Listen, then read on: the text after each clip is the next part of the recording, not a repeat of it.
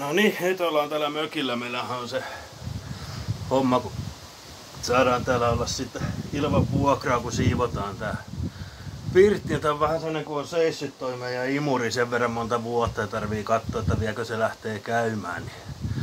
Vai mitä tehdään? Tää kokeillaan se. Onko sä... No, kai mä jaksan vetää. Antaa olla, katsotaan niin.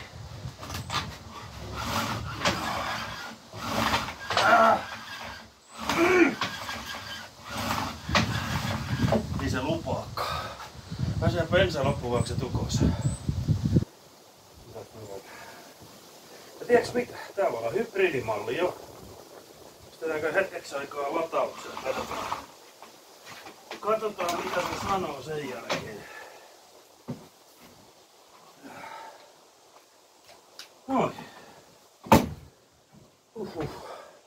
Antaa siinä nyt olla vaikka tunnin verran tai hetken aikaa ja palataan sitten asiaan, mitä se näyttää. Noin vähän huonoa tällä kuin yksi kuva. Ja katsotaan, se on nyt tunnin verran ollut latauksessa tuossa. Otetaan ja... No. Kyllä vähän alkaa olla vaarallisen näköinen tää plugin liitäntä, mutta... taas nyt sitten, kyllä tää laakipeli pitäisi olla. Nyt, kyllä se käy tuolla varmaan sähköllä sitten, niin koitetaan nyt vetästä sitten. Kato, ykkösellä lähti.